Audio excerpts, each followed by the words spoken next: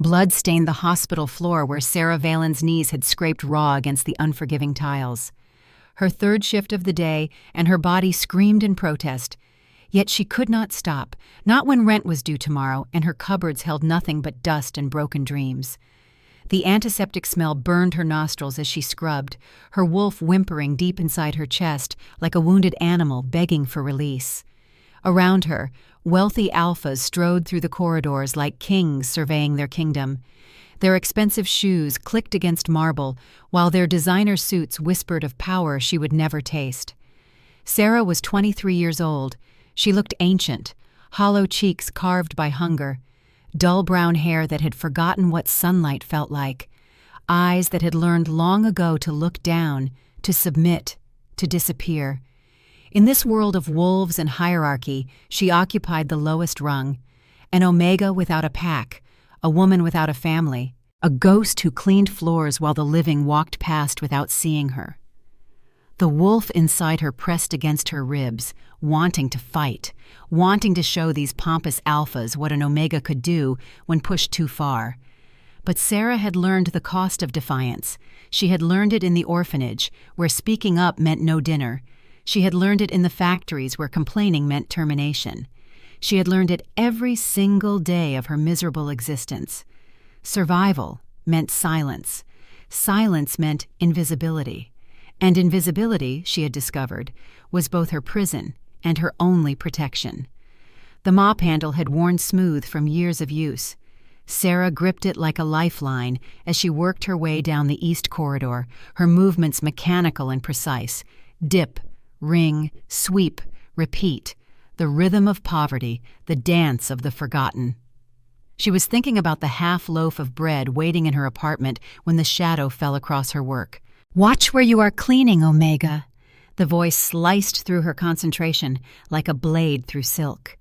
Sera looked up to find Alpha Marcus Blackwood towering over her, his cruel smile promising pain. He was young, maybe 25, but his family's wealth had carved arrogance into every line of his handsome face. Golden hair swept back from a forehead that had never known worry. Blue eyes that sparkled with the particular cruelty of those who had never suffered. "I am sorry, sir." Sera's voice came out barely above a whisper. Years of practice had taught her exactly how quiet to make herself, exactly how small to become. Marcus stepped deliberately onto her freshly mopped section. His muddy boot left a perfect print on the gleaming surface, brown filth spreading across the tiles she had spent 20 minutes polishing. He twisted his heel, grinding the dirt deeper. "Looks like you missed a spot." Heat flashed through Sera's chest. Her wolf surged forward, snarling, desperate to tear the smirk off his face. She could feel her canines threatening to extend, her nails itching to become claws. 3 years ago, she might have acted on that impulse. 3 years ago, she had not yet learned that fighting back meant losing her job. Losing her job meant starvation. Starvation meant death, alone and unmourned in a gutter somewhere in the lower district. "Of course, sir." The words tasted like ash. "I will fix it right away." As Marcus walked away, his laughter echoed off the walls like breaking glass. 3 other alphas joined in, their amusement at her humiliation cutting deeper than any physical wound. Sera watched them go, their expensive suits disappearing around the corner, their voices fading into the sterile silence of the hospital corridor. She dipped her mop back into the grimy water and started over. Her reflection stared back from the wet floor. A stranger's face, a defeated woman's eyes. She barely recognized herself anymore. The girl who had once dreamed of something more, of love and purpose and belonging, that girl had died somewhere along the way. All that remained was this hollow shell, this machine built for scrubbing and serving and surviving. The wolf inside her howled with grief. Sera finished her shift at midnight. The hospital's night security barely glanced at her as she gathered her cleaning supplies and signed out. To them, she was furniture, necessary but invisible, a piece of equipment that happened to breathe. Outside, October wind cut through her threadbare jacket like ice through flesh. She pulled the worn fabric tighter. but the cold had already settled into her bones. Winter was coming, and she could not afford heating bills. Last year she had nearly frozen in her sleep. This year might be worse. The lower district stretched before her like a scar across the city's face. Broken streetlights cast uneven shadows, while the scent of desperation clung to every corner. This was where the pack's unwanted lived. Omegas, elderly wolves, and anyone else deemed unproductive by alpha society. The forgotten, the discarded, the invisible. Sera's apartment was 12 blocks away. Taking the main roads meant safety, but also meant bus fares she could not spare. The alley shortcut would save her $3. $3 was a loaf of bread. $3 was the difference between eating tomorrow and going hungry. Her stomach made the decision for her. The alley mouth gaped like a hungry beast, darkness pooling in its depths like black water. Sera had walked this path 100 times before. She knew every broken bottle, every overflowing dumpster, every shadow where danger might lurk. Her feet found the familiar route automatically, muscle memory guiding her through the maze of urban decay. Broken glass crunched under her worn shoes as she navigated between puddles that reeked of things she preferred not to identify. The walls on either side rose 3 stories high, old bricks stained with decades of pollution and neglect. Fire escapes dangled overhead like skeletal fingers, reaching toward a sky she could barely see. Halfway through, strange howls echoed from the forest beyond the city limits. Sera froze. Her wolf's hackles rose, ancient instincts screaming warnings that her tired mind struggled to process. Those howls sounded wrong, wild and uncontrolled, nothing like the disciplined voices of pack wolves. Rogues. Every wolf knew to fear that word. Rogues were wolves who had abandoned civilization, who lived as raiders and predators in the wilderness beyond pack territories. They answered to no alpha, followed no laws, respected no boundaries. When they came to the city, people disappeared. Sera quickened her pace, her heart hammering against her ribs. The howls seemed to follow her, growing closer with each step. Her wolf urged her to shift, to run on 4 legs instead of 2, but she had not shifted in years. The transformation required energy she did not have, strength her malnourished body could not provide. She was almost to the far end of the alley when she heard it, a child's scream, high and terrified, cutting through the night like a silver blade. "Please, someone help me!" The voice was young, so young, maybe 5 or 6 years old. A little girl's voice, cracked with pure terror, echoing off the alley walls like a desperate prayer. Sera's feet stopped moving before her brain caught up. Every survival instinct she possessed screamed at her to run, to pretend she had not heard anything, to save herself. She was weak, untrained, armed with nothing but a tired body and a broken spirit. What could she possibly do against rogues? But that scream, God, that scream! It was the sound of innocence being destroyed, the sound of hope being murdered, the sound that haunted the nightmares of every child who had ever been abandoned, ever been forgotten, ever been left alone in the dark with monsters closing in. Sera had made that sound once, in the orphanage when the older children cornered her, in the streets when predators saw an easy target, in every moment of her wretched life when she had cried out for help and no one had come. No one had ever come. Her wolf made the decision for her. Before Sera could talk herself out of it, before reason could overcome instinct, she was moving toward the sound instead of away from it. Her feet carried her down a branching path she had never taken before, deeper into the labyrinth of alleys, closer to the screaming. She found them in a dead end. A little girl stood trapped against a brick wall, her back pressed to the rough stone like she was trying to melt through it. She was beautiful in the way only privileged children could be. Her dress was pristine white silk, now torn and dirtied from running. Golden hair cascaded past her shoulders, catching what little light filtered through the darkness. Eyes the color of summer sky, wide with terror and tears. A princess from a fairy tale dropped into a nightmare. 3 massive wolves circled her like predators, toying with wounded prey. They had not fully shifted, remaining in that terrible half-state between human and beast. claws extended from fingertips, teeth elongated into fangs, eyes glowed with feral yellow light.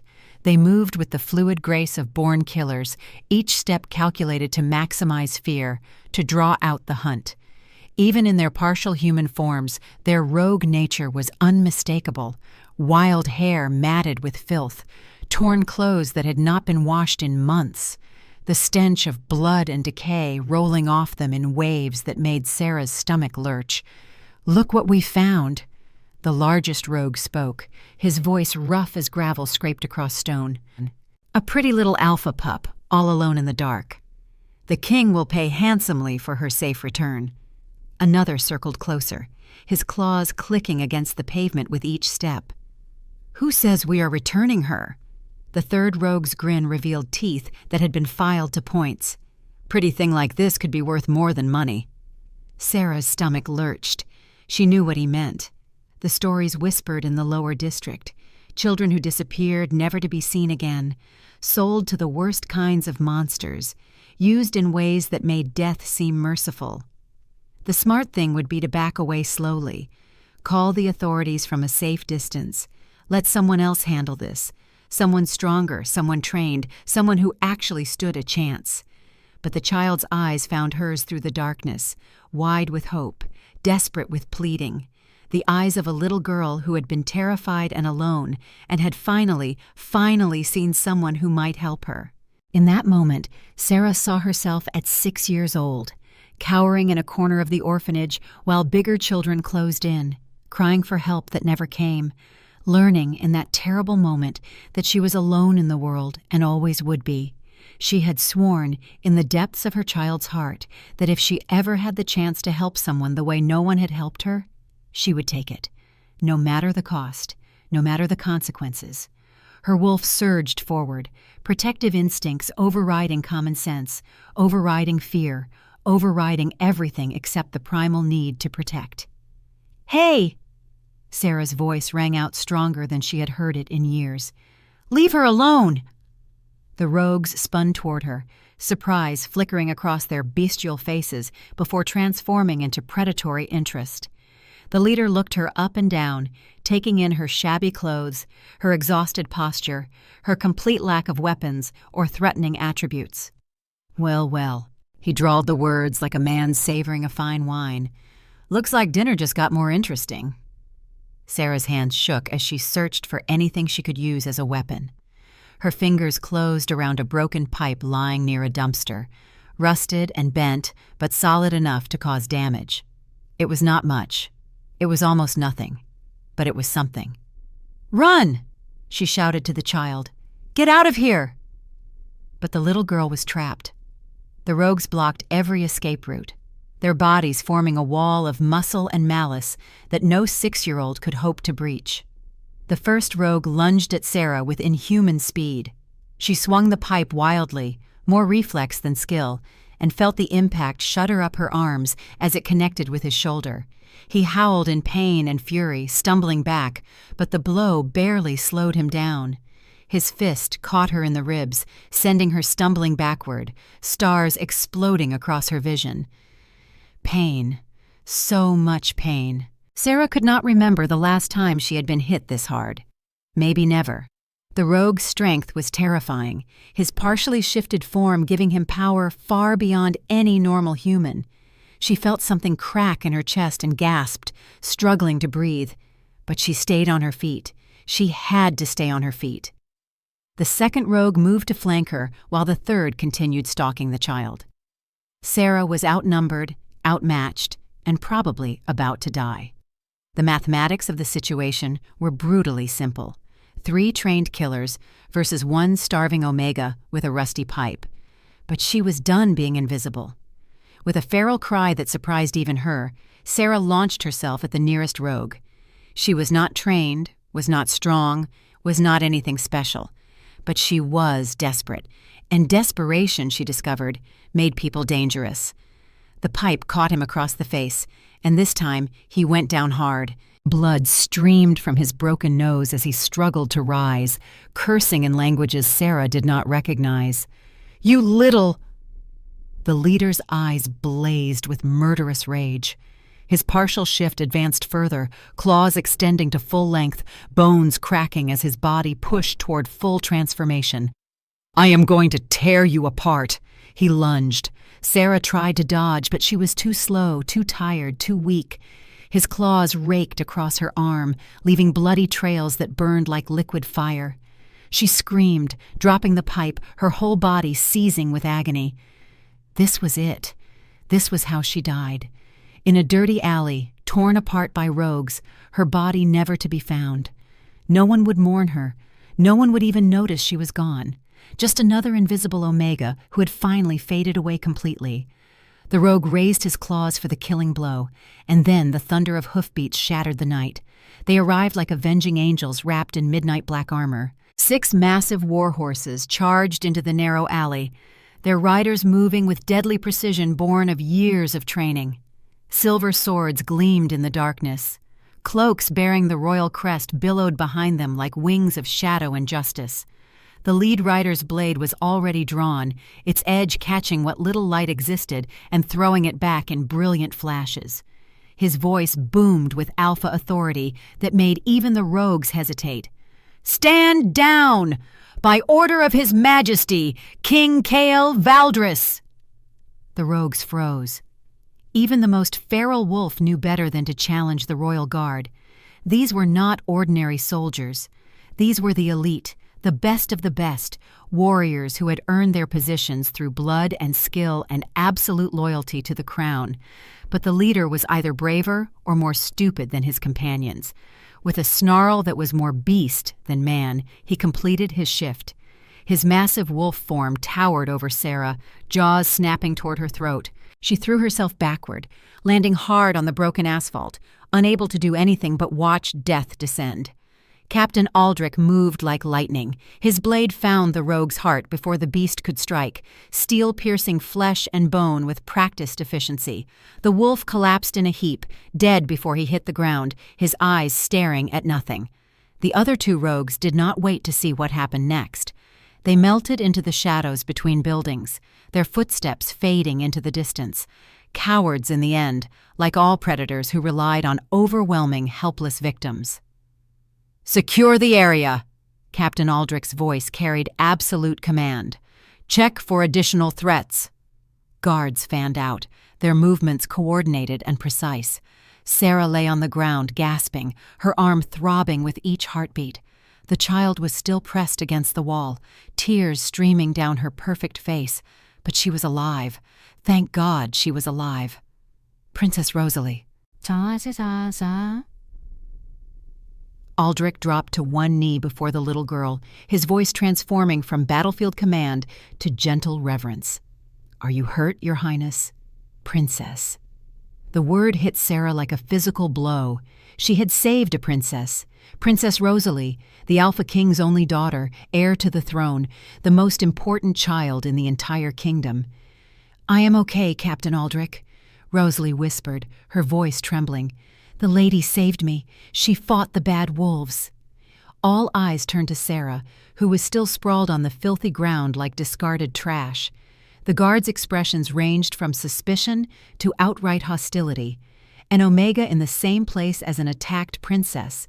The timing was too convenient, the circumstances too perfect. Aldrich's sword swung toward Sera's throat, stopping just short of her skin.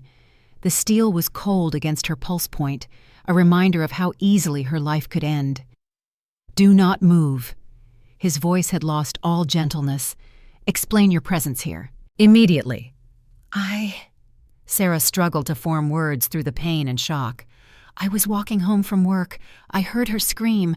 I could not just—" "Convenient," another guard interrupted. "Very convenient that an Omega just happened to be in the right place at the right time." Rosalie stepped forward, her small hand gripping Sera's uninjured arm with surprising strength. "She saved me." The little girl's voice rang with conviction far beyond her years. "The bad wolves were going to hurt me, and she fought them. She was brave." Aldrich studied Sera with calculating eyes. She could see him weighing possibilities, assessing threats, trying to determine if she was savior or conspirator. His gaze lingered on her worn clothes, her malnourished frame. the complete absence of anything that might indicate wealth or status or ulterior motive. "What is your name, Omega?" "Sera, Sera Valen." "And your pack affiliation?" Heat flooded Sera's cheeks. The question was like salt in a wound, a reminder of everything she lacked. "I do not have one, sir. I am unaffiliated." The guards exchanged meaningful glances. A lone Omega with no pack protection. She was either incredibly brave or incredibly stupid to challenge three rogues. Perhaps both. The rumble of an approaching carriage filled the alley. This was not just any carriage. It was massive, pulled by 8 white stallions, whose coats gleamed like freshly fallen snow. The royal crest blazed in gold on its sides, catching torchlight and throwing it back in dazzling patterns. Velvet curtains concealed the interior, but everyone present knew who waited within. There was only one person in the kingdom who traveled like this. Sera's blood turned to ice. The door opened, and Alpha King Kael Valdris stepped into the alley. Even in the dim light, his presence was overwhelming. He stood 6.5 feet tall, broad shoulders straining against a travel cloak of deepest black. Dark hair was streaked with silver at the temples, not from age but from stress, from grief, from the weight of a crown worn too long in shadow. A scar ran from his left temple to his jaw, pale against tanned skin, a reminder of battles fought and won. But it was his eyes that made Sera's breath catch. Deep brown, almost black, they seemed to see straight through to her soul. They held pain in their depths, old pain, buried deep but never healed. The eyes of a man who had lost something precious and never recovered from the loss. He moved with the fluid grace of a born predator, every step calculated and purposeful. The very air seemed to bend around him, acknowledging his dominance. Guards straightened, horses stilled. Even the shadows seemed to draw back from his presence. He was 42 years old. He looked like a god carved from stone and sorrow. "Papa!" Rosalie broke free from the guards and ran to him. He caught her in his arms, and for a moment the terrifying Alpha King disappeared. In his place stood a father holding his daughter like she was the most precious thing in the world. "Are you hurt, little star?" His voice was gentle, but Sera could hear the barely controlled fury beneath it. Someone had threatened his child. Someone would pay. "No, Papa. The lady protected me." Kael's eyes found Sera over Rosalie's shoulder. The intensity of his gaze made her feel like a butterfly pinned to a display board, every flaw and weakness exposed for examination. "This lady?" He set Rosalie down gently, his attention never leaving Sera. "She fought 3 rogues? Alone?" "Single-handedly held them off until we arrived, Your Majesty," Aldrich reported, his suspicion evident in every word. "She claims she was walking home from work and heard the princess scream." "Does she?" Kael approached slowly, each step measured and deliberate. His presence pressed down on Sera like a physical weight, alpha authority rolling off him in waves that made her wolf want to submit completely. She forced herself to meet his gaze. To look away would be admission of guilt, or at least that was what she told herself. In truth, she simply could not tear her eyes from his face. There was something magnetic about him, something that went beyond mere power or beauty. "And what is your name, little warrior?" "Sera Valen, Your Majesty." She tried to stand but stumbled, her injured arm making her clumsy, her exhausted body finally giving out. Without warning, Kael reached out and steadied her. His hands were large and calloused, the hands of a warrior rather than a pampered king. His touch was gentle despite his obvious strength, and the scent of cedar and rain that clung to him made her wolf whimper with unexpected longing. "You are hurt," he observed, noting the blood still flowing from her arm. "That needs treatment." "It is nothing, Your Majesty, really." "Nothing?" His eyebrows rose. "You fought 3 rogues to save my daughter, and you call your injuries nothing?" Rosalie tugged on his sleeve. "Papa, she was very brave, like the knights in my stories." Something shifted in Kael's expression, a softening around the edges, a warmth that seemed foreign on his stern features. "Indeed she was." He studied Sera for a long moment, his expression unreadable. "Captain Aldrich, escort Miss Valen to the palace. I want her injuries treated by our best healers." "Your Majesty, I really should get home," Sera began, panic rising in her chest. The palace was not her world. She did not belong there. "I have work tomorrow and—" "The palace," Cale repeated, his tone brooking no argument. "I have questions about tonight's attack, and I prefer my witnesses alive and healthy." It was not a request. It was a royal command, delivered with the casual certainty of a man who had never been refused anything in his life. As the royal carriage rolled through the night toward the palace, Sera pressed her face to the window and watched her old life disappear behind her. The lower district faded into darkness, its broken lights and desperate shadows swallowed by distance. Somewhere back there was her tiny apartment, her moldy bread, her 3 jobs that barely kept her alive. She did not know it then, but she would never see any of it again.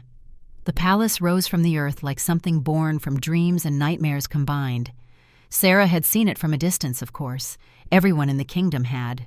The towering spires that pierced the sky, the massive walls that enclosed gardens larger than the entire lower district, the golden domes that caught sunlight and threw it back in dazzling displays of wealth and power. But seeing it up close was something else entirely. Everything was built on a scale that dwarfed human understanding. The gates alone stood 30 feet high, wrought iron twisted into patterns of wolves and moons and ancient symbols whose meanings had been forgotten centuries ago. Guards flanked every entrance, their armor polished to mirror brightness, their eyes following her with the careful attention reserved for potential threats. The carriage stopped before doors plated with actual gold. Sera stepped out onto cobblestones that had been worn smooth by 1,000 years of royal feet, and for a moment she forgot how to breathe.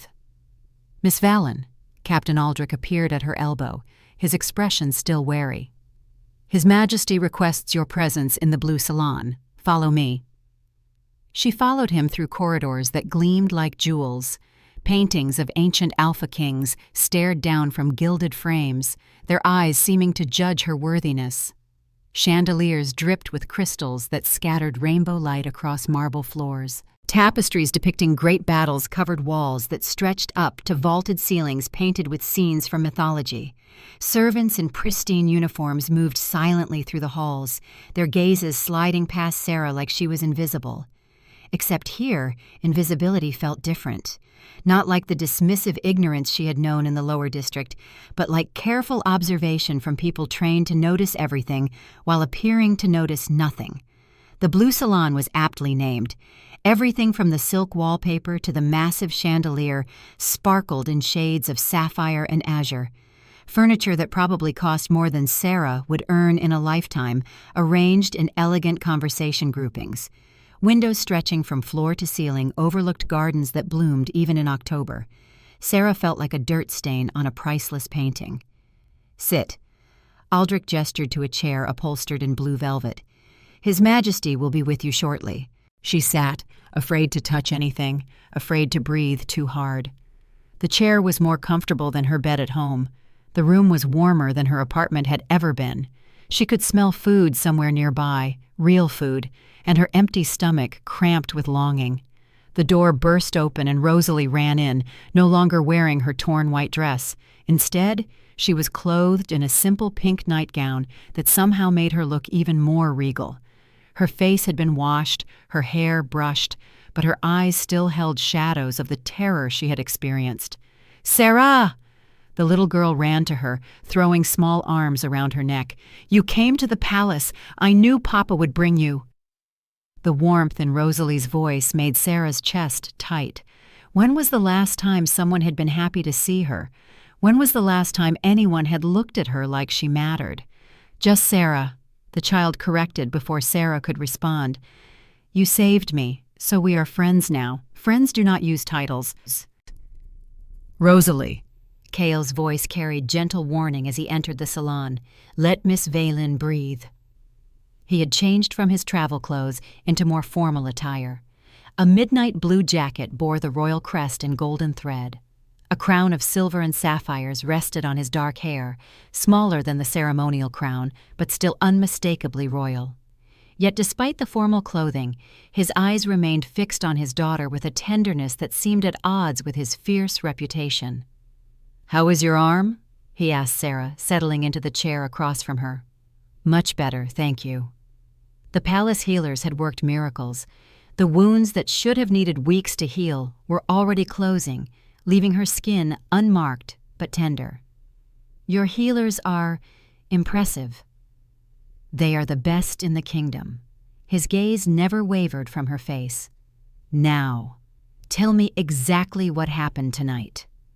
Sera recounted the events as clearly as she could, the decision to take the shortcut. The howls in the darkness, the scream that had stopped her in her tracks, the rogues, the fight, the desperate attempt to buy time until help arrived. Kael listened without interruption, his expression revealing nothing. When she finished, the silence stretched for a long moment. "You are 23 years old," he said finally. "Born in the southern provinces to parents unknown.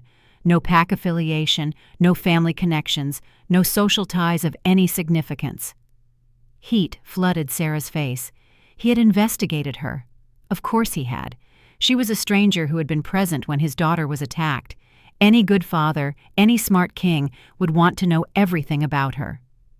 "You work 3 jobs," he continued, each word landing like a small cut. "Hospital cleaner, postal clerk, and evening dishwasher at Murphy's Tavern. 60-hour weeks for wages that barely cover rent in the lower district's worst building." "I get by," Sera said quietly. "Do you?" He leaned forward slightly, and even that small movement seemed charged with power. "Because from where I sit, you look like someone with nothing to lose. And people with nothing to lose sometimes do desperate things."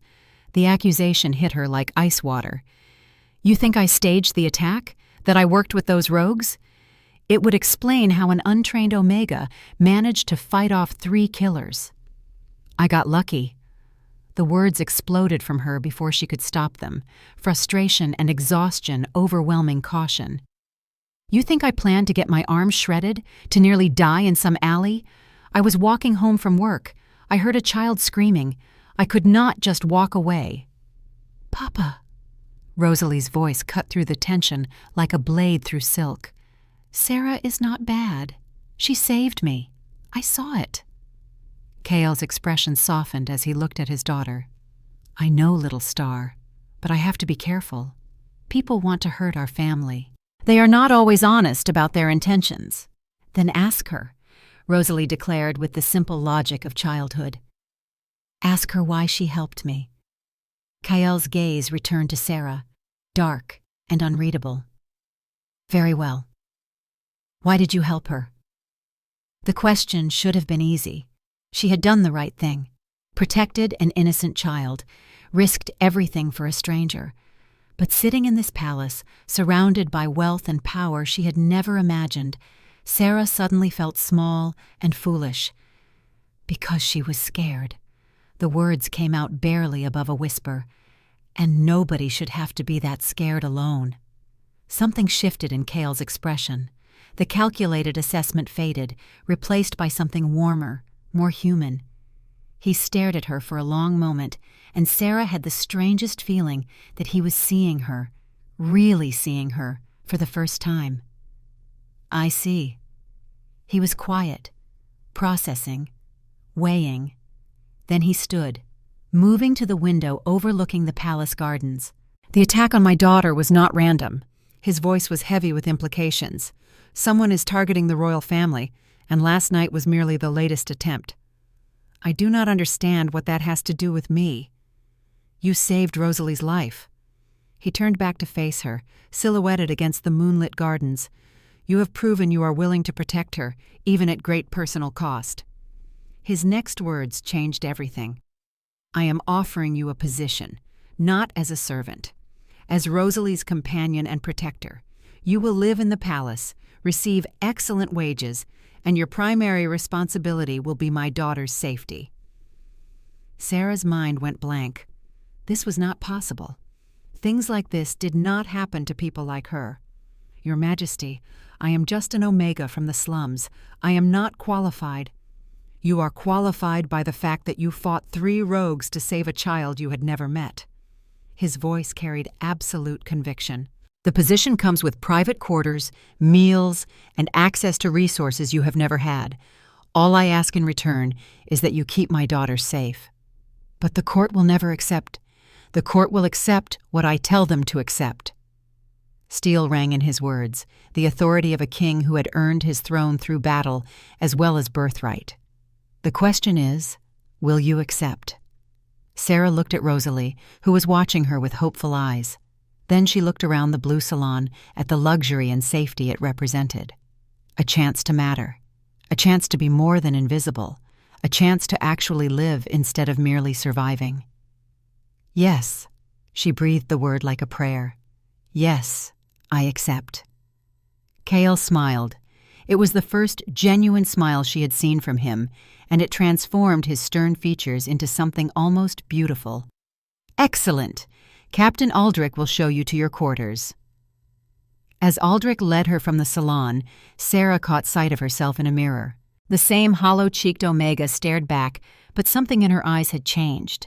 She looked like someone who might actually have a future. She did not notice the figure watching from the shadows.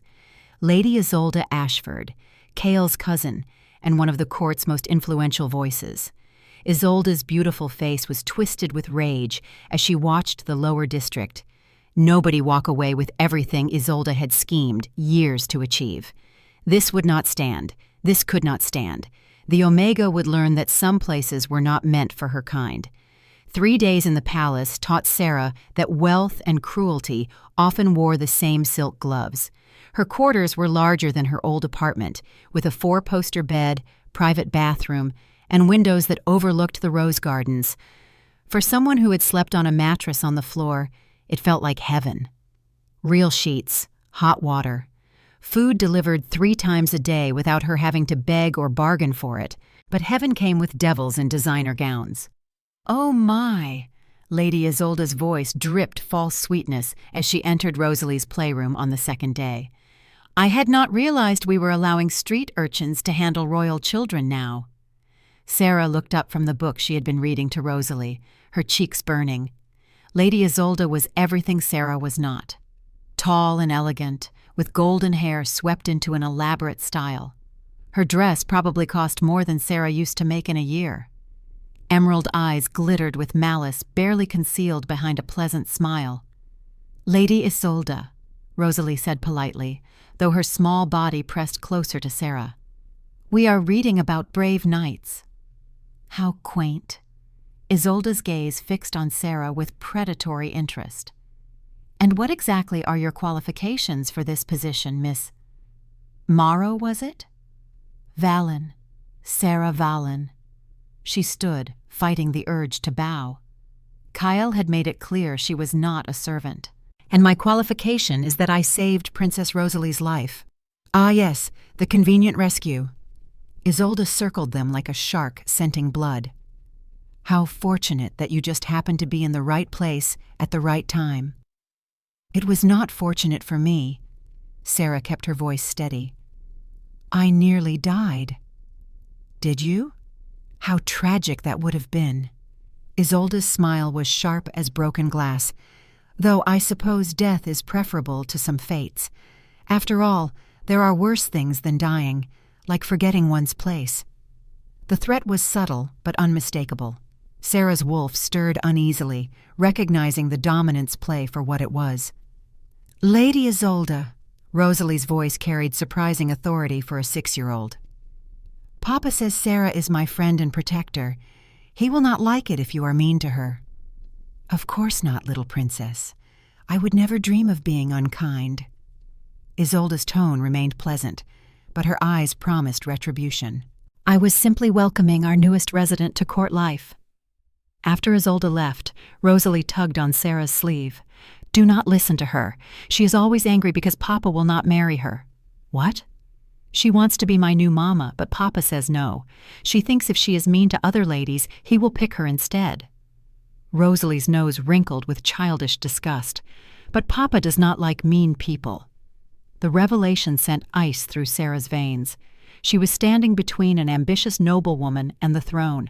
That made her a target in ways she had not even considered. The subtle attacks continued over the following days. Seamstresses who came to fit her for appropriate clothing accidentally stuck her with pins. Kitchen staff forgot to send her meals. Servants gave her wrong directions that led to embarrassing encounters with court officials. But Sera had survived worse. She had survived the orphanage, the streets, the grinding poverty of the lower district. A few petty nobles with their petty games were nothing compared to starvation and cold and genuine danger. She focused on Rosalie, on learning the little girl's likes and dislikes, her fears and dreams, her favorite stories and songs. The princess was remarkably resilient for a child who had been attacked by rogues. She laughed easily, loved animals, and had an insatiable curiosity about everything from star constellations to sword fighting. "Sera, why did those bad men want to hurt me?" Rosalie asked one evening as they watched the sunset from the nursery window. It was a question Sera had been dreading. "Sometimes," she said carefully, "people do bad things because they want power or money, and sometimes they hurt others to get what they want." "But that is wrong." "Yes, it is very wrong." "Is that why you saved me? Because hurting children is wrong?" Sera thought about her answer for a long moment. "I saved you because you were scared and alone, because I know what that feels like. And because I made a promise to myself a long time ago that if I ever had the chance to help someone the way I wished someone had helped me, I would take it." Rosalie was quiet, processing with the serious intensity only children could achieve. "I am glad you kept your promise," she finally said, "and I promise I will always be your friend, even when you are old and I am a queen." The simple declaration made Sera's eyes sting with tears she refused to shed. "I will hold you to that, little princess." The evening of her 10th day at the palace, Sera could not sleep. The bed was too soft. The room was too quiet. Her mind would not stop racing through everything that had changed, everything that could still go wrong, everything she did not understand about this new world she had stumbled into. She found herself wandering to the training grounds, a massive courtyard where guards practiced combat during the day. At night it stood empty, moonlight silver on the sand, training dummies standing like silent sentinels. She was not alone. A figure moved through the shadows with fluid grace, practicing sword forms with a blade that caught moonlight and threw it back in gleaming arcs. He was older, perhaps 65, with silver hair cropped military short and a body that remained powerful despite his age. Each movement was precise, economical, devastating. Sera tried to back away silently, but she stepped on a loose stone. The figure spun, blade leveled at her throat before she could blink. "Who goes there?" "I am sorry. I did not mean to intrude. I could not sleep, and The words tumbled out in a panicked rush. The blade lowered. Sharp eyes studied her with the calculating assessment of a born warrior. "You are the Omega, the one who saved the princess." "Yes, sir." "Commander Theron." He sheathed his sword in one smooth motion. "Retired now, but old habits die hard." Sera recognized this name. Commander Theron was a legend, former Supreme Commander of the Royal Armies, the man who had fought beside Kael's father in the border wars. The greatest warrior of his generation, now living out his final years in quiet honor at the palace. "You fought 3 rogues with a rusty pipe."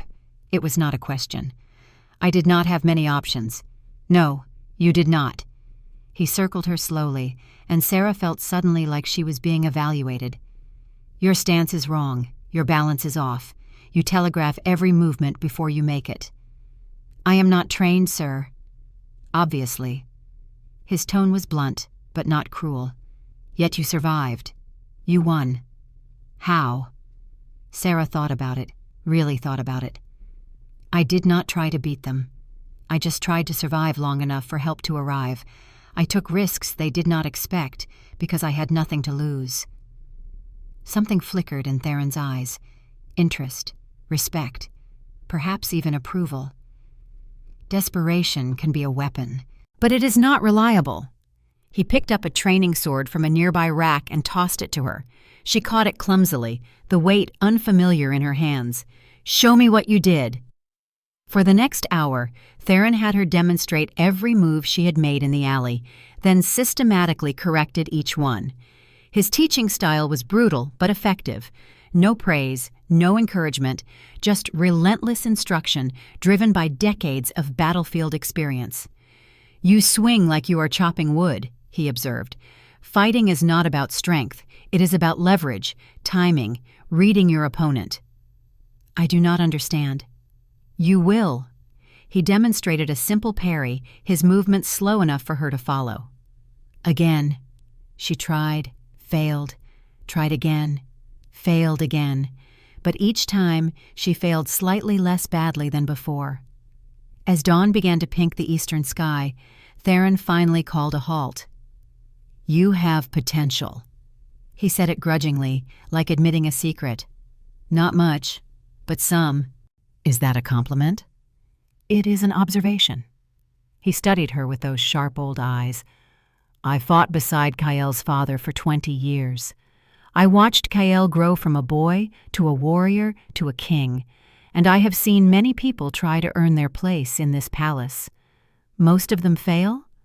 Most of them do not understand what it means to truly protect someone." He began walking toward the palace, then paused. "Training grounds, tomorrow night, same time. Do not be late." "Why would you help me?" Theron did not turn around. "Because you remind me of someone I knew a long time ago, someone who had nothing but still found the courage to fight for what mattered." He disappeared into the morning shadows, leaving Sera alone with a training sword and the first fragile seed of hope she had felt in years. The meeting with Miriam Thornwood happened 3 nights later. Sera was walking through the rose gardens after another brutal training session with Theron. Her muscles ached, her hands were blistered, and her mind was full of combat sequences she was struggling to master. She did not hear the woman approach until a voice spoke from the shadows. "You look just like her." Sera spun, heart pounding, training instincts kicking in. An elderly woman stepped into the moonlight, silver hair braided down her back, storm-gray eyes that seemed to hold ancient secrets. She moved with the fluid grace of someone who had once been powerful, though age had softened her edges. "Who are you?" "My name is Miriam Thornwood." The woman's voice trembled with emotion. "And 23 years ago, I held you as a newborn while your mother bled to death in my arms." The world tilted. Sera grabbed a nearby bench to keep from falling. "That is impossible. My parents died in a rogue attack when I was too young to remember." "Your parents died because they were murdered." Miriam moved closer, her gray eyes searching Sera's face with desperate intensity. "By order of the previous Alpha King, Kael's father, because your mother carried a bloodline that threatened everything the royal family had built their power upon." "What bloodline? What are you talking about?" Miriam reached into her cloak and withdrew an ancient leather journal. Its pages were yellow with age, its binding cracked from decades of handling. "Your mother was Isabel Ravencrest, last daughter of the Guardian line. For centuries, our family served as protectors to the royal bloodline, not as servants but as equals. We were born with abilities that complemented the Alpha's strength, enhanced intuition, protective magic, the power to sense threats before they materialized." Sera's hands shook as she accepted the journal. The leather felt warm beneath her fingers, as if it recognized her touch. "But King Marcus, Kael's father, feared our power. He believed guardians might one day challenge royal authority, so he ordered our extermination." Miriam's voice cracked with old grief. "They called it the Purge of Shadows. In a single night they killed every guardian they could find." "How did my mother survive?" "She was young, unmarked, living quietly in the southern provinces. She thought she was safe." Miriam's eyes grew distant, lost in memories. "But they found her eventually. She had just given birth to you. When the assassins came, she had minutes to act." Miriam opened the journal to a page covered in elegant handwriting. Even in the moonlight, Sera could see it was a woman's script, hurried but determined. She wrote this while they hunted her. "Instructions for your care. warnings about your heritage, and a spell to hide your true nature until you were old enough to protect yourself. Sera read the words, her heart breaking with each line. My dearest daughter, by the time you read this, I will be gone. But you must know the truth. You are the last of the guardian line, born to protect and serve with honor. Your power sleeps now, but it will wake when you need it most. Trust your instincts, trust your heart, and remember, we were never servants. We were partners. I love you more than words can express. Stay safe, my little star.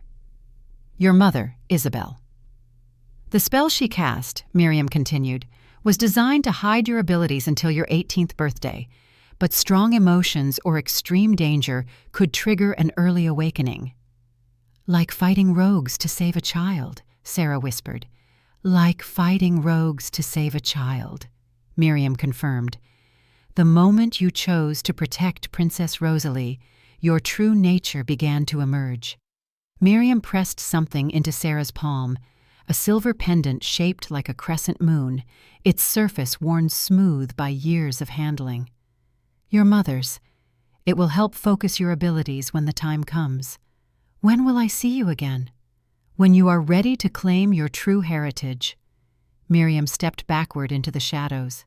But remember, the people who killed your mother are still out there. If they discover what you are, they will not let you survive.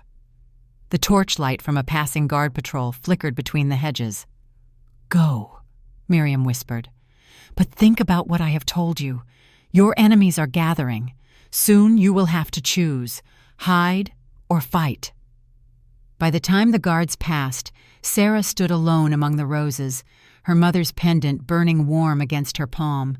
She was not nobody anymore. She had a name, a history, a bloodline that had been stolen from her before she could remember it. She was the last of the guardians, daughter of Isabel Ravencrest, born to protect. The question was whether she had the courage to become what she was meant to be. She looked down at the pendant, at the crescent moon that had belonged to a mother she would never know. Then she looked up at the palace windows, where somewhere Rosalie was sleeping peacefully, trusting that Sera would keep her safe. The choice, she realized, had already been made. It had been made the moment she heard a child scream in a dark alley and decided to run toward the danger instead of away from it. She was done hiding, done being invisible, done letting fear dictate her life. The guardian had awakened, and she was only just beginning. 1 month had passed since the night that changed everything. Sera stood in the training grounds at dawn, her breath misting in the cold November air. Sweat dripped down her face despite the chill. Her muscles burned with the particular agony of being pushed past their limits day after day. But she did not stop. She could not stop. Commander Theron circled her like a predator evaluating prey, his sharp eyes catching every flaw in her stance, every hesitation in her movement. Again, his voice cracked like a whip. Your left side is open. An enemy would gut you before you finished that swing. Sera adjusted her grip on the training sword and attacked once more. The wooden blade whistled through the air, her body flowing through the sequence Theron had drilled into her over countless sessions. Parry, thrust, pivot, strike. This time, Theron nodded, almost imperceptibly. But Sera had learned to read the old warrior's subtle expressions. That nod was the equivalent of lavish praise from anyone else. Better. He lowered his own blade.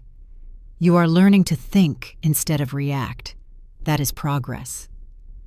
I had a good teacher. You had a demanding teacher. Good remains to be seen.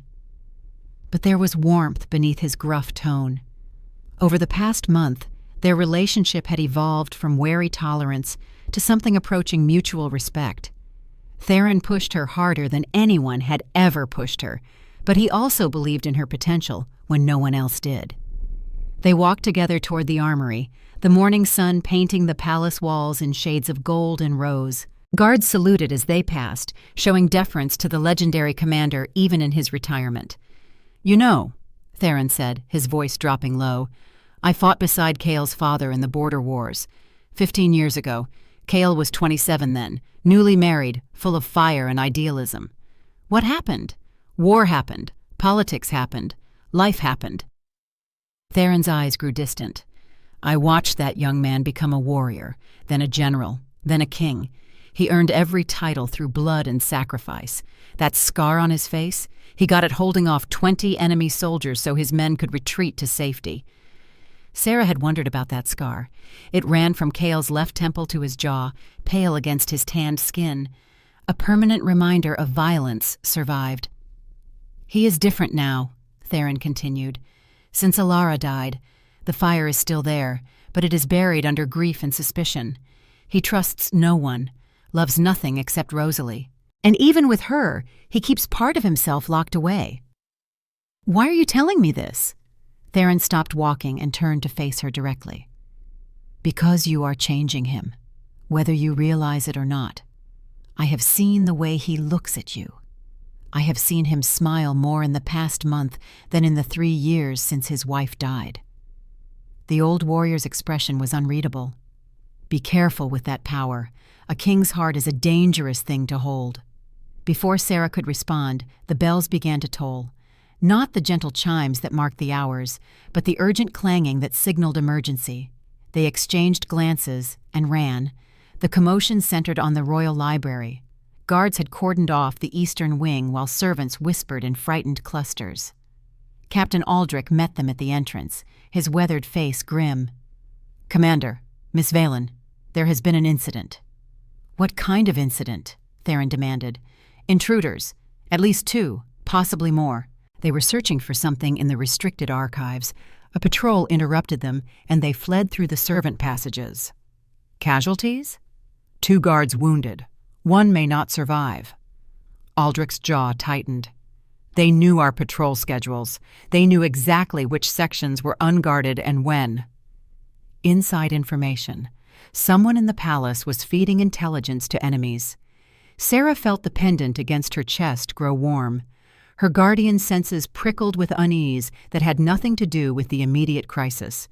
"Show me where they were searching," she said. Aldrich led them through the library's marble corridors, past towering shelves filled with centuries of accumulated knowledge. The restricted archives occupied the deepest section, protected by locked iron gates that had been forced open with considerable violence. The intruders had been thorough. Books lay scattered across the floor. Drawers had been emptied, their contents strewn like autumn leaves. But as Sera surveyed the chaos, she noticed something strange. They had searched specific sections while ignoring others entirely. "These shelves," she pointed to the ransacked areas. "What was stored here?" "Historical records." Aldrich consulted a ledger. "Royal correspondence from the previous reign, financial documents, personal effects of deceased family members." Personal effects. Sera moved deeper into the archives, following an instinct she could not quite name. The pendant grew warmer with each step, guiding her toward a corner that the intruders seemed to have missed. Behind a row of mundane administrative volumes, hidden in a gap between the shelf and the wall, her fingers found leather. She pulled out a small journal bound in plain brown hide, unremarkable at first glance, easy to overlook. But when she opened the cover, her breath caught. The handwriting was elegant, feminine, achingly familiar from the portrait that hung in Cale's private study. Queen Alara's personal journal. Sera flipped through the pages, her heart racing. Most entries were ordinary, observations about court life, notes about Rosalie's development, affectionate mentions of Cale. But the final pages told a different story. The handwriting grew more hurried, more agitated. Words were underlined with increasing urgency. Something is wrong with the financial reports. The numbers do not match what Cassius presents to the council. I have been reviewing the original documents, and there are discrepancies.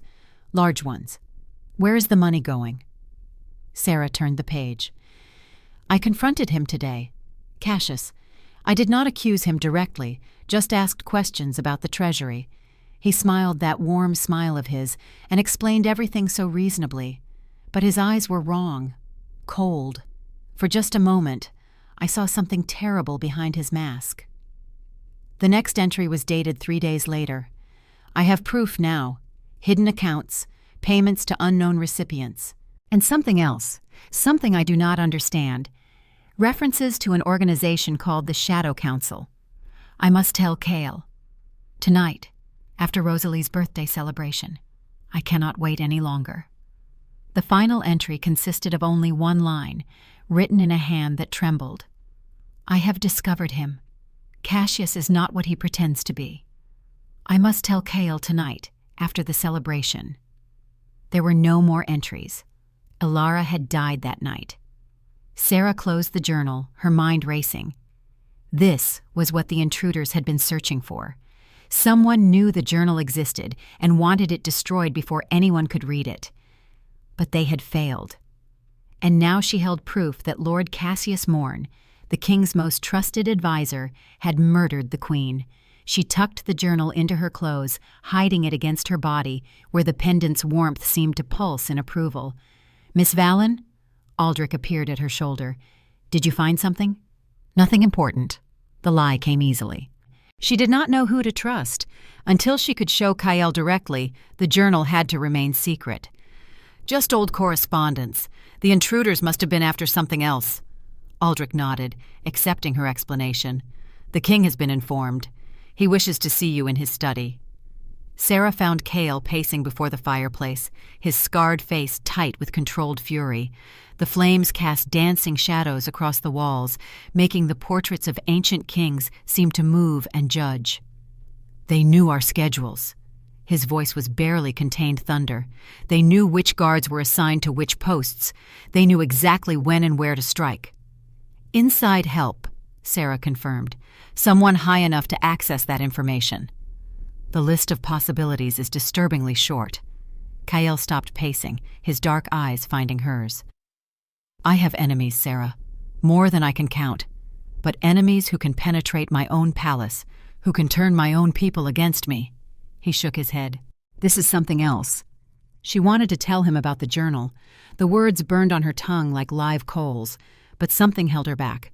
The study was not secure. Servants came and went. And if Cassius had spies everywhere, as Elara's journal suggested, then any word spoken carelessly could sign their death warrants. We need to talk, she said carefully. Privately. Somewhere no one can overhear. Kyle studied her face, reading the urgency she could not hide. He nodded once. Tonight. The Queen's Garden. Midnight. The Queen's Garden was a small courtyard accessible only through Elara's preserved chambers. No servants cleaned it. No guards patrolled it. It had become a private shrine, visited only by Kyle in his darkest moments. Sera arrived first, the journal hidden beneath her cloak. Moonlight silvered the neglected rose bushes and the marble bench where, according to palace legend, Kyle had proposed to his first wife. He emerged from the shadows minutes later, alone and unarmed. In the moonlight, without his crown or royal trappings, he looked almost vulnerable. What have you found? No preamble, no pleasantries. He knew this meeting was not for sentiment. Sera handed him the journal. She watched his face as he read, watched the emotions cascade across his features like storms across an open sky. Confusion. Dawning horror. Grief so profound it seemed to age him years in moments. And finally, rage. Pure, incandescent rage that made the air itself seem to tremble. Cassius, the name came out as a curse. 15 years. 15 years he stood beside me, comforted me when she died, helped me raise my daughter, and all along. He killed her, Sera said softly. She discovered his secrets, and he killed her for it. I will tear him apart. Kale's voice was death-given sound. I will chain him in the deepest dungeon and let him rot until the sun burns cold. You cannot. She gripped his arm, forcing him to meet her eyes. Not yet. He is too powerful, too connected. If you accuse him without more evidence, he will turn the council against you. He has been building alliances for decades. Then what do you suggest? We trap him, make him reveal himself publicly, in a way that no one can deny or excuse. Sera had been thinking about this since finding the journal. The harvest festival is in 2 weeks. Every noble in the kingdom will be there. If we can force Cassius to act, to expose his true nature in front of witnesses. You want to use my daughter's safety as bait. The accusation was sharp, but not entirely hostile. He understood the logic, even as he hated it. I want to end this, permanently, so that Rosalie never has to fear shadows in her own home again. Cale was silent for a long moment, the journal clutched in his white-knuckled grip. If anything happens to her, nothing will happen to her. Sera met his gaze with absolute conviction. I will die before I let anyone hurt that child. You know that. I do. He reached out, his calloused palm cupping her cheek with unexpected tenderness. I know exactly what you would sacrifice for my family. That is what terrifies me. They stood like that in the moonlight, the weight of conspiracy and danger pressing down on them both. But beneath the fear, something else grew. Trust. Partnership. The beginning of something neither had expected to find. We do this together, Cale said finally. Every step, every decision. I will not send you into danger alone. Together. She agreed. It was not a declaration of love, not yet, but it was a promise. And in their world of shadows and betrayal, promises meant everything. The harvest festival arrived wrapped in silk and treachery. The grand ballroom sparkled with the light of 1,000 candles. Crystal chandeliers threw rainbow prisms across marble floors, while the kingdom's nobility danced in elaborate costumes and glittering masks. Music filled the air like liquid gold, carrying dancers through waltzes and minuets that had been performed for centuries. Sera stood near the refreshment tables, her guardian senses stretched to their limits. The deep blue gown had been a gift from Kael, delivered without explanation by a palace servant. It fit perfectly, hugging her curves before flowing into an elegant train. Sapphires sparkled at her throat and ears, but beneath the beauty, she was armed. Daggers strapped to her thighs, the pendant pulsing warm against her chest, and the knowledge of exactly what kind of monster walked among these celebrating nobles. Lord Cassius Morn worked the room with his usual charm, silver hair gleaming in the candlelight, warm smile never faltering. He stopped to speak with every important guest, dispensing compliments and wisdom with practiced ease. No one looking at him would see a murderer. That was what made him so dangerous. "You are staring!" Rosalie appeared at her side, beautiful in her gown of silver and white. "Mama says staring is rude." Sera flinched at the casual mention of Alara. The child did not know, could not know, not yet. "I am watching, not staring." She managed to smile. "There is a difference." "What is the difference?" "Staring is rude. Watching is protective." Rosalie considered this with the serious intensity only children could achieve. "So you are protecting me by watching?" "Always, little star." Across the ballroom, Kael descended the grand staircase in full royal regalia. His eyes found Sera immediately, and something passed between them. Acknowledgement, warning. The plan was in motion. He made his way through the crowd, stopping to speak with various nobles. Sera watched him approach Cassius, watched the two men exchange pleasantries that probably tasted like poison on Kael's tongue. Then Kael leaned in close, speaking words she could not hear from this distance. Cassius's smile flickered, just for a moment. But Sera saw it. They were baiting the trap, letting Cassius believe that Kael suspected Isolde of the murders instead of him, giving him reason to accelerate his plans, to act before his rival could be arrested. The clock struck 11. 1 hour until midnight. 1 hour until whatever Cassius had planned would either succeed or fail spectacularly. A servant approached with a silver tray bearing pastries and drinks. Sera recognized the uniform, but not the face. Her pendant flared hot against her skin.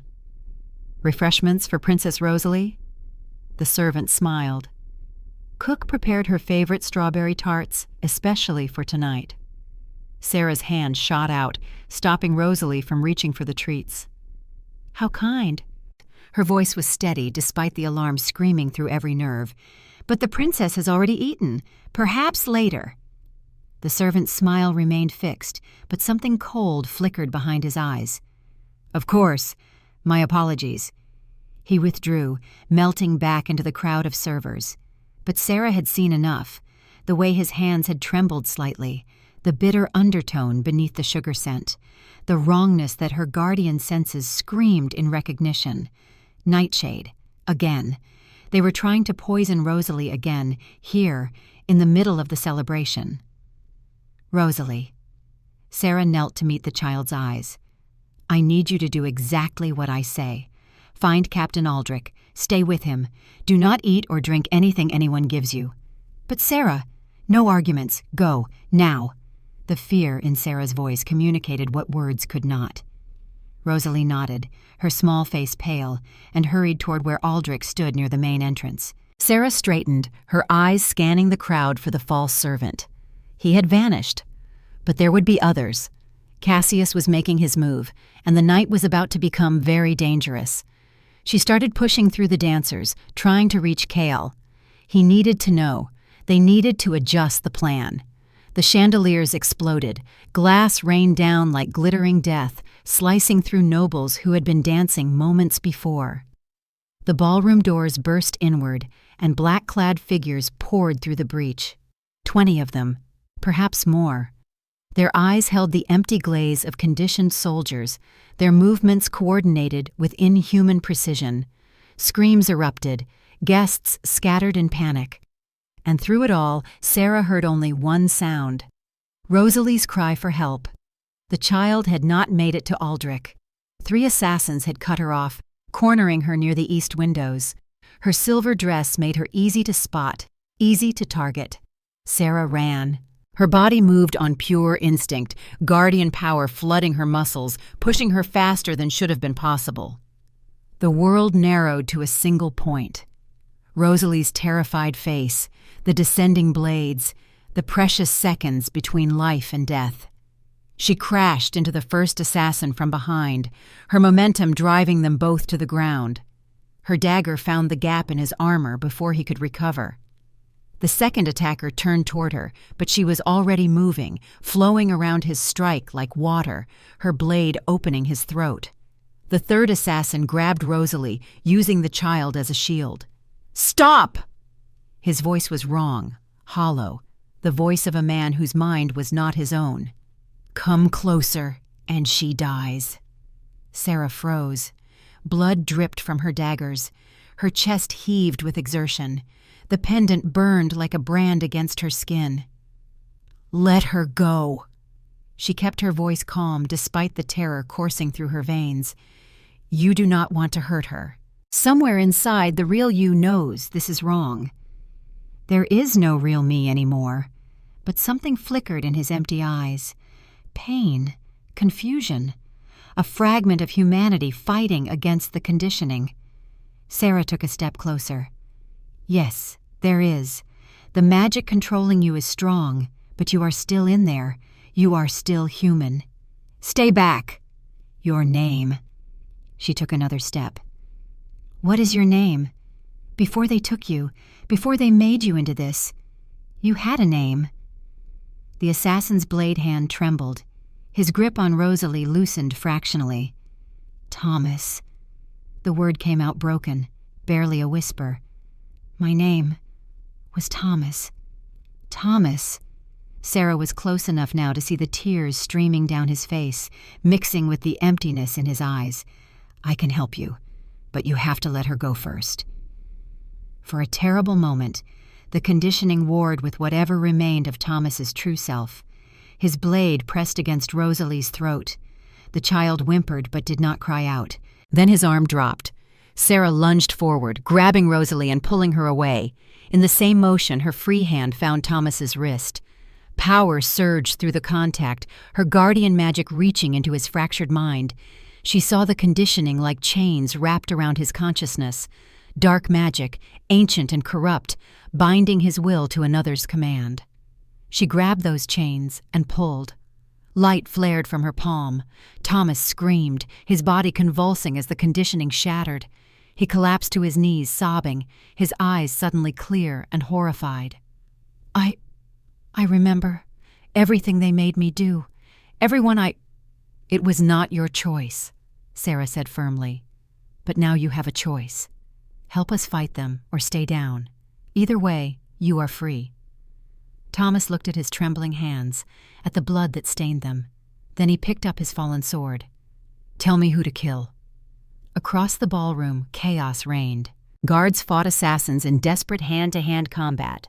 Nobles cowered behind overturned tables, and through it all, Lord Cassius Morn stood calm and untouched near the main entrance, dark energy crackling around him like a living cloak.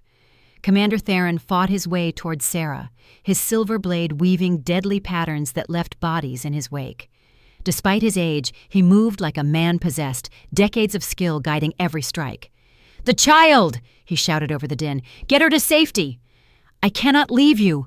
That is an order." His eyes blazed with warrior's fury. "I did not spend months training you to watch you die here. Get Rosalie out. Find the king. End this." Sera wanted to argue, wanted to stand and fight beside the man who had become more father to her than anyone in her life. But Rosalie clung to her, terrified, and the child's safety had to come first. Always first. "Stay alive, old man." She gripped Theron's shoulder briefly. "I am not finished learning." "Then give me a reason to keep teaching." He turned back to the battle, his voice carrying one final command. "Now go!" Sera ran, Rosalie in her arms, Thomas guarding their retreat. They pushed through a servant entrance, escaping the ballroom's chaos for the relative quiet of the palace corridors. Kael found them 3 corridors later, his sword bloody, his face a mask of controlled fury. "Rosalie!" He gathered his daughter from Sera's arms, holding her with desperate strength. "Are you hurt?" "Sera saved me, Papa, like always." "Yes." His eyes found Sera's over Rosalie's golden hair, like always. "Cassius is controlling them," Sera reported quickly. "The assassins are conditioned, just like before. I freed one of them. He is helping us now." "I know." Kael's jaw tightened. "I saw him in the ballroom, saw the magic he was using, everything Alara wrote in her journal. It was all true." "What do we do?" "We end this." He handed Rosalie to Thomas. "Take the princess to the safe room. Guard her with your life." "Yes, Your Majesty." Thomas clutched the child gently, his face set with determination. "No one will touch her." As they disappeared down the corridor, Kael turned to Sera. "Cassius has to die, tonight. If he escapes, he will disappear, rebuild his network, and come back stronger than ever." "I know." She checked her remaining weapons. 2 daggers, the pendant pulsing with gathered power, and abilities she was only beginning to understand. Together? Together. They moved through the palace like ghosts, following the sounds of combat back toward the ballroom. The fighting had spilled into multiple corridors now, small battles raging throughout the building as guards and assassins clashed. They found Cassius in the throne room. He stood before the ancient seat of power, dark energy swirling around him like a storm of shadows. His kind mask was gone, replaced by an expression of naked ambition and hatred. "Your Majesty." He turned as they entered, his smile revealing nothing human. "And the guardian pet. How convenient. I had hoped to deal with you both tonight." "It is over, Cassius." Kael's voice could have frozen fire. "Your assassins are failing. Your conspiracy is exposed. Surrender and I will make your death quick." "Surrender?"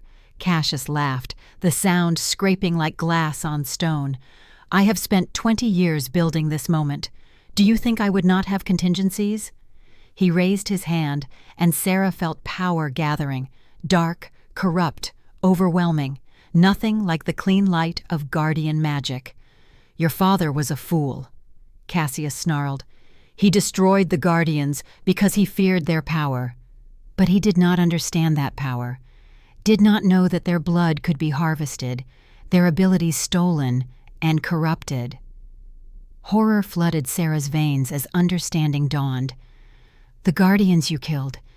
You did not just murder them, you took their essence, took their magic, added it to my own. piece by piece, death by death.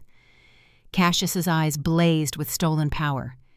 "Your mother fought the hardest, did you know that? She actually managed to wound me before I finished her. But in the end, she fell like all the rest." Rage exploded through Sera like wildfire. Her pendant blazed, responding to emotions too powerful to contain. She charged without thinking, without planning, driven by fury that demanded blood. Cassius met her attack with casual contempt. Dark energy slammed into her chest, sending her crashing into a marble pillar. Stars exploded across her vision. She tasted blood. "Sera!" Kael's shout came from far away. She struggled to rise, but her body would not obey. The stolen guardian magic had disrupted her own abilities, leaving her helpless as Cassius advanced. Such potential!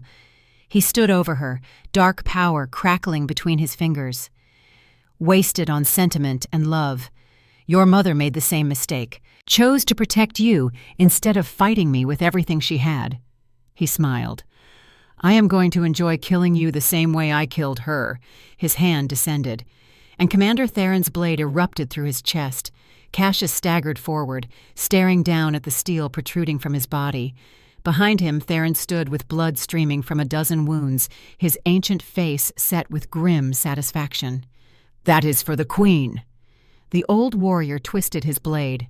"And for everyone else you murdered, you piece of—" Dark energy exploded outward. The blast threw Theron across the room, his body crumpling against the far wall. Cassius stumbled, the wound in his chest already trying to close, stolen guardian magic fighting to heal what should have been fatal. But he was weakened now, distracted. And Sera was no longer helpless. She rose, her own power finally answering her call. Light blazed from her hands, from her pendant, from every fiber of her being. Not attacking, reaching, finding the threads of stolen magic that Cassius had woven into himself, and pulling them out. Cassius screamed as guardian essence tore free from his corrupted soul. The power he had murdered for, the abilities he had stolen across decades of slaughter, they answered their true heir's call and returned to where they belonged. Light flooded through Sera, filling her with the accumulated strength of her slaughtered bloodline. Generations of guardians, finally avenged, lending their power to the last of their line. Cassius collapsed to his knees, suddenly old, suddenly weak, suddenly nothing more than a dying man whose stolen time had finally run out.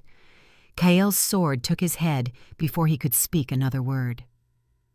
The king stood over his enemy's corpse, breathing hard, his face splattered with blood that was not his own. For a long moment, no one moved. Then Sera remembered. "Theron!" She ran to where the old commander lay crumpled against the wall.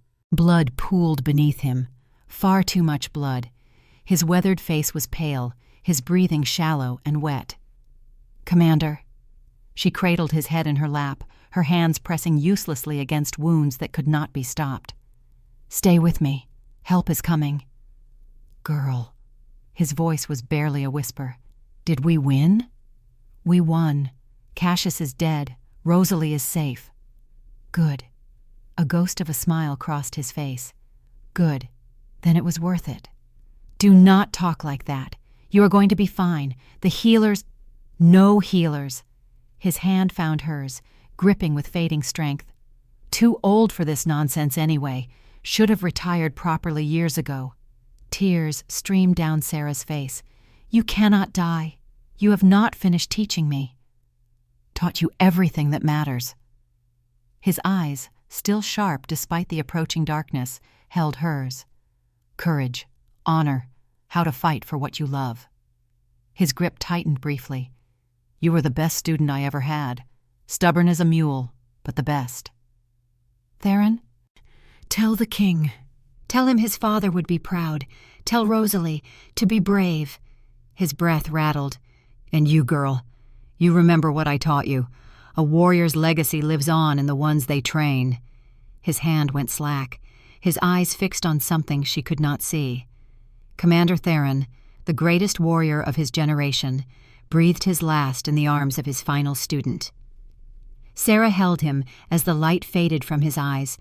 held him as guards finally arrived, as healers pronounced what she already knew, as the chaos of the night began to settle into grief. Kael found her still sitting there an hour later, covered in blood that was not her own, cradling the body of the man who had believed in her when no one else would. He said nothing, simply sat beside her, his presence a comfort that required no words. They had won. Cassius was dead, his conspiracy shattered, the kingdom safe. But victory, Sera was learning, always came with a price. And tonight, that price had been too high. 3 weeks had passed since the night of blood and fire. The palace had transformed into a place of mourning and reconstruction. Shattered chandeliers were replaced, blood-stained marble was scrubbed clean, and everywhere the absence of those who had died hung like a weight that could not be lifted. Sera stood at the window of her chambers, watching rain streak down the glass. The pendant rested warm against her chest, pulsing with the combined power of generations. She should have felt stronger than ever. Instead, she felt hollow. Theron's sword lay on her desk, cleaned and oiled, and placed in a position of honor. She could not bear to look at it most days, could not face the reminder of what his sacrifice had cost. A knock at her door broke the silence. "Come in." Kael entered, looking nearly as worn as she felt. The weeks since Cassius's death had been consumed by investigations, interrogations, and the endless work of rooting out corruption that had festered for decades. "The council is ready for the formal proceedings." His voice was gentle. "I know you are not feeling up to it, but your testimony is essential. The trial of Lady Isolde, and the others, everyone connected to Cassius's network." He moved to stand beside her, his presence a comfort that had become essential to her survival. "We finally have enough evidence to convict them all." Sera turned from the window. "Let's end this."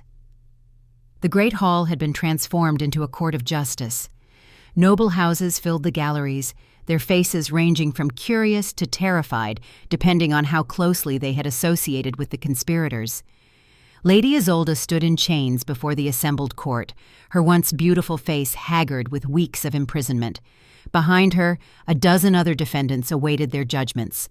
Chief Justice Harrow presided, his deep voice echoing through the chamber as he read the charges. "Lady Isolde Ashford, you stand accused of conspiracy against the crown, accessory to the murder of Queen Alara, and high treason. How do you plead?" "Not guilty," Isolde's voice dripped with contempt. "I was manipulated by Lord Cassius, used as a pawn. I had no knowledge of his true intentions." "The evidence suggests otherwise." Harrow gestured, and servants brought forward documents, letters, financial records. "Your correspondence with Lord Cassius spans 15 years. You received substantial payments from hidden accounts connected to his network, and witnesses have testified that you were present when key decisions were made regarding the Queen's assassination. Lies, all of it. We have your handwriting, Lady Isolde, your seal, your confession to co-conspirators who have since turned Crown's evidence." Harrow's face was stone. "Would you like to revise your plea?" Isolde's composure cracked. Her eyes darted around the chamber, searching for allies who no longer existed, for escape routes that had long since closed. "You cannot prove I knew about the Queen's death beforehand." Her voice rose with desperation. "Cassius kept many secrets.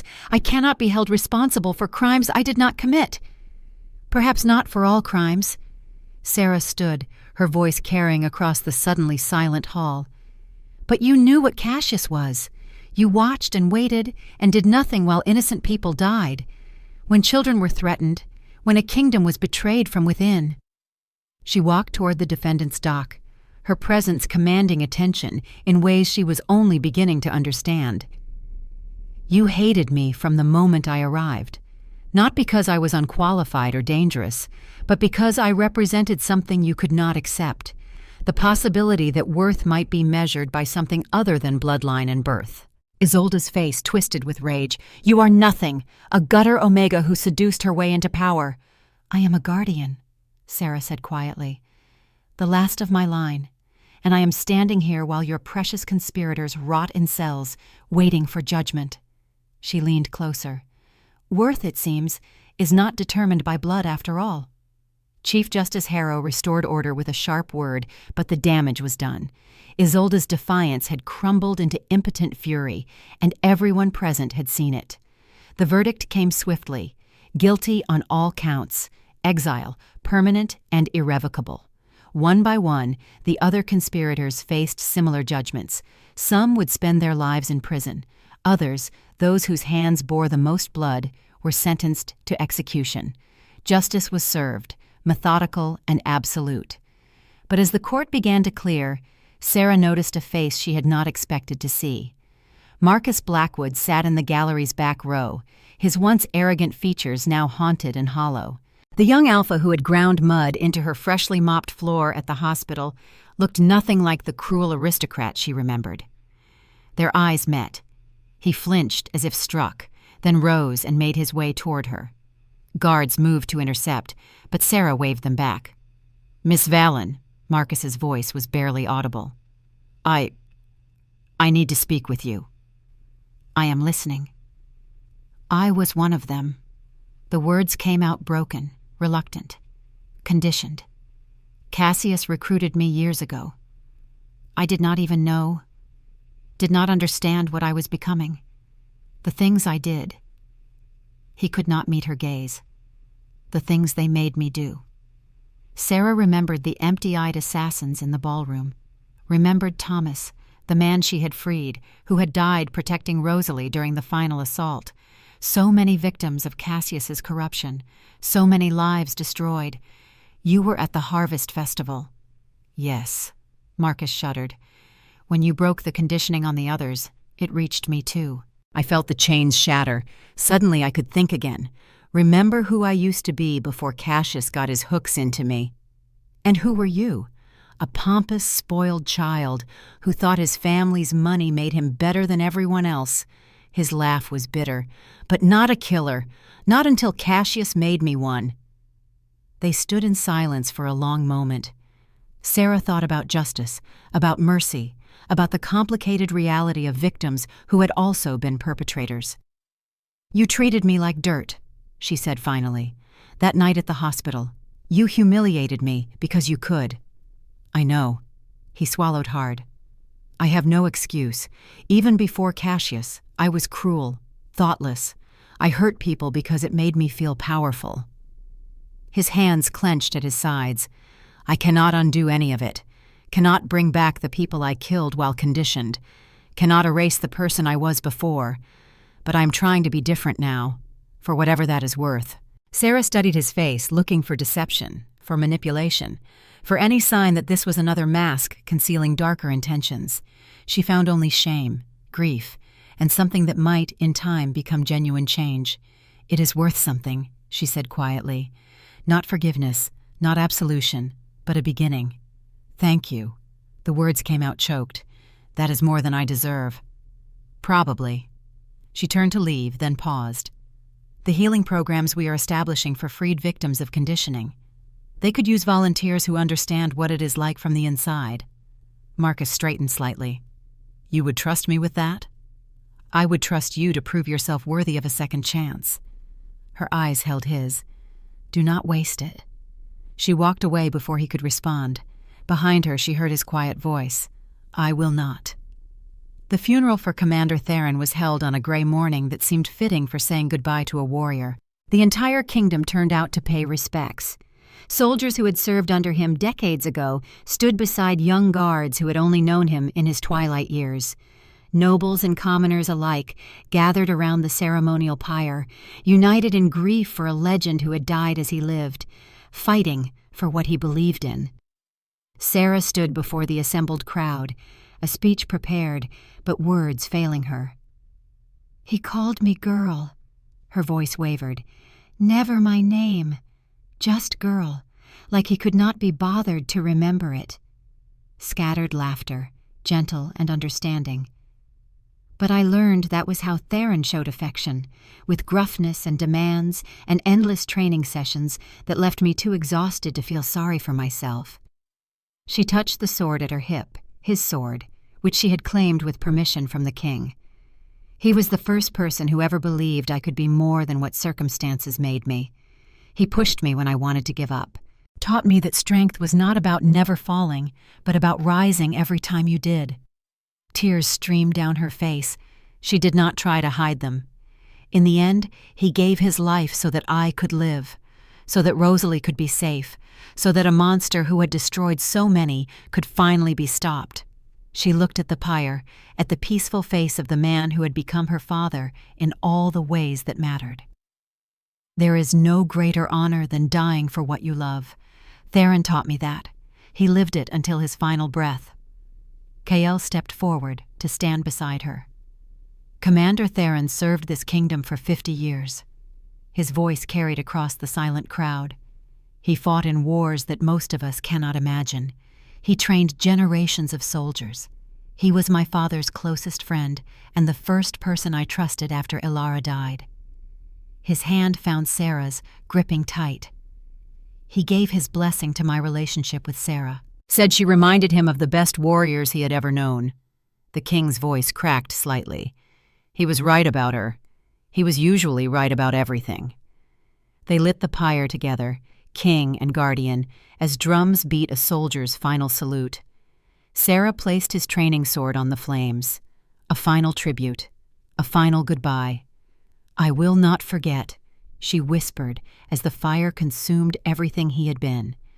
"Everything you taught me, everything you gave me, I will carry it forward." The wind stirred the smoke, carrying it toward the heavens, and for just a moment, Sera could have sworn she heard a gruff voice. "You already have, girl." The wedding took place on the first day of spring. True to Sera's wishes, the palace gates stood open to all. Common people streamed in alongside nobles, filling the vast courtyard in numbers unprecedented for a royal celebration. Servants stood beside lords, shopkeepers mingled with duchesses.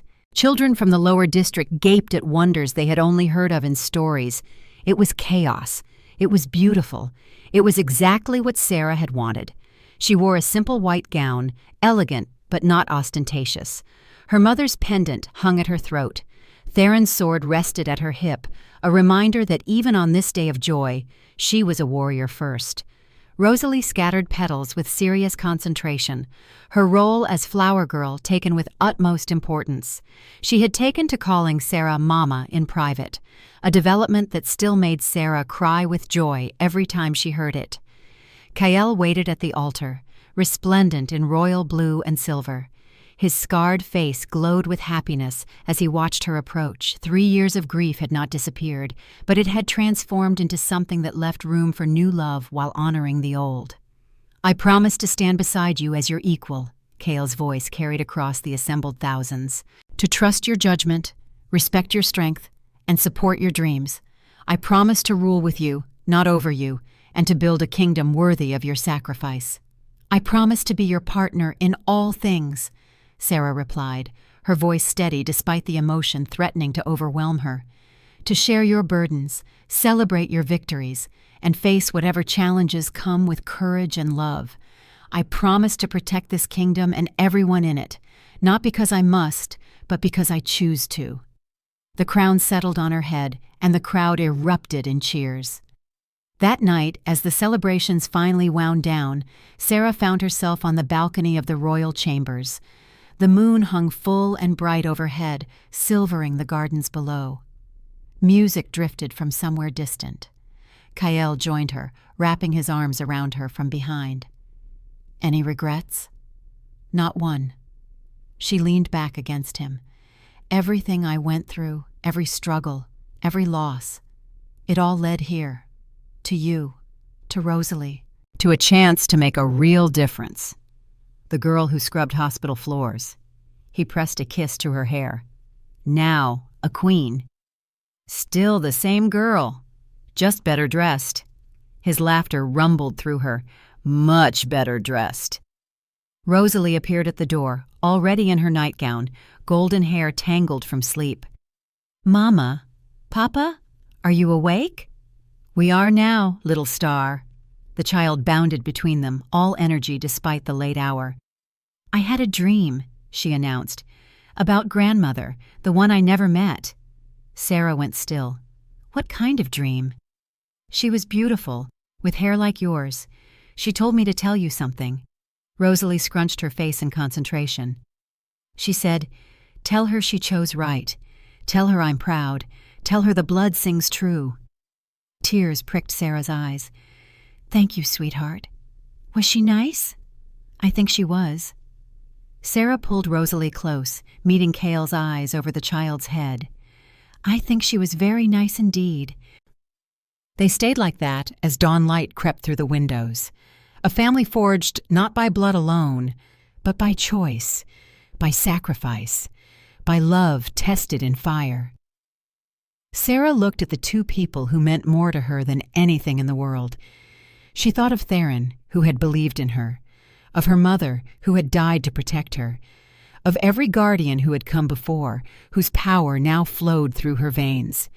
She had started as an invisible omega, scrubbing floors in a hospital while wealthy alphas walked past without seeing her. She had become a queen, a guardian, a mother, a wife, not because of destiny or bloodline, but because of choices made in dark alleys and burning ballrooms and quiet moments of courage that no one would ever know about. "Mama?" Rosalie's voice broke through her thoughts. "What are you thinking about?" Sera smiled, pressing a kiss to her daughter's head. "The future," she said, "and how beautiful it is going to be." Outside, the sun rose over a kingdom transformed. A new day dawned, bright with possibility. The last guardian had found her destiny, and she was exactly where she was meant to be,